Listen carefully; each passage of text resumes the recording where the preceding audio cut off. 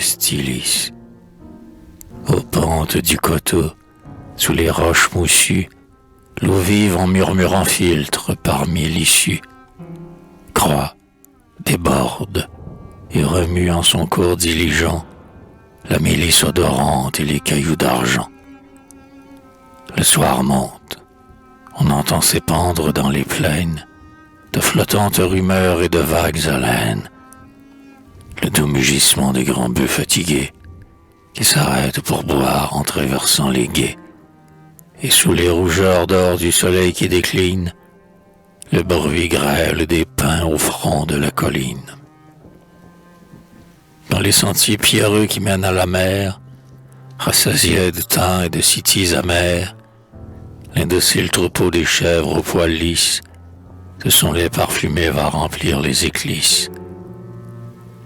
Le tintement aigu des agrestes grelots s'unit par intervalles à la plainte des flots, tandis que, prolongeant d'harmonieuses luttes, les jeunes chevriers soufflent aux doubles flûtes. Tout s'apaise. L'oiseau rentre dans son nid frais. Au sortir des joncs verts, les nymphes des marais, le sein humide encore, ceinte d'herbes fleuries, les bras entrelacés, dansent dans les prairies.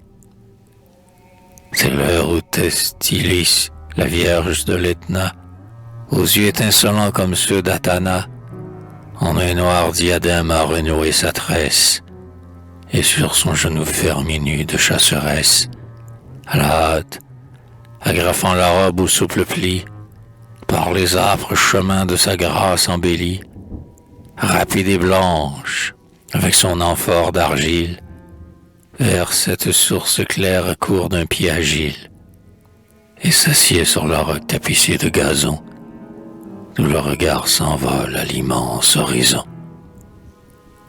Ni la riche Millet qu'habitent les Iones, ni Syracuse où croient les Lycries aux fruits jaunes, ni Corinthe où le marbre la blancheur du lys, n'ont vu fleurir au jour d'égal à Stylis. Grande comme Artémis et comme elle farouche, nul baiser n'a jamais brûlé sa belle bouche. Jamais, dans le vallon, autour de l'oranger, elle n'a, les pieds nus, conduit un cœur léger, où, le front couronné de myrte et de rose, au furtif hyménée ouvert sa porte close. Mais quand la nuit divine allume l'astre aux cieux, il lui plaît de hanter le mont silencieux et de mêler au bruit de l'onde qui murmure d'un cœur blessé la plainte harmonieuse et pure. Jeune immortel, que j'aime et que j'attends toujours, chère image entrevue à l'aube de mes jours, si, d'un désir sublime en secret consumé, j'ai dédaigné les pleurs de ceux qui m'ont aimé, et si je n'ai versé, dans l'attente du ciel, les parfums de mon cœur qu'au pied de ton autel, soit que ton arc résonne au sein des halliers sombres, soit que, réglant aux cieux le rythme d'or des nombres, d'un mouvement égal ton archet inspiré, des muses aux 9 voix guident le cœur sacré. Soit qu'à l'heure riante où, sous la glauque aurore, l'aile du vent joyeux trouble la mer sonore, des baisers de l'écume argentant tes cheveux, tu fendes le flot clair avec tes bras nerveux. Ah, quel que soit ton nom, Dieu charmant de mes rêves, entends-moi, viens, je t'aime, les heures sont brèves. Viens, sauve par l'amour et l'immortalité, ravis au temps jaloux la fleur de ma beauté. Oh, si tu dois un jour m'oublier sur la terre, que ma cendre repose en ce lieu solitaire, et qu'une main amie grave pour adieu, ici dort Stylis, celle qui aimait un Dieu.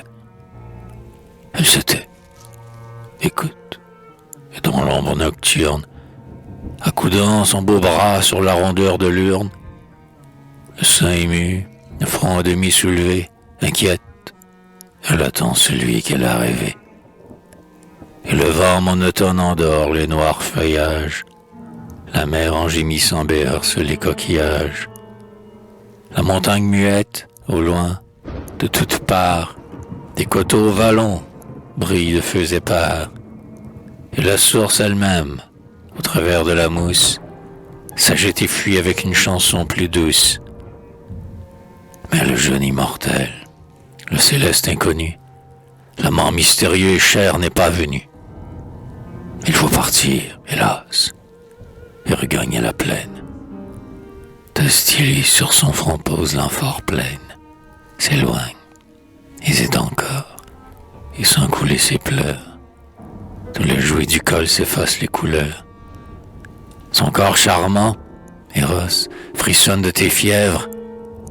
Mais bientôt, l'œil brillant, un fier sourire aux lèvres, elle songe tout bas, reprenant son chemin.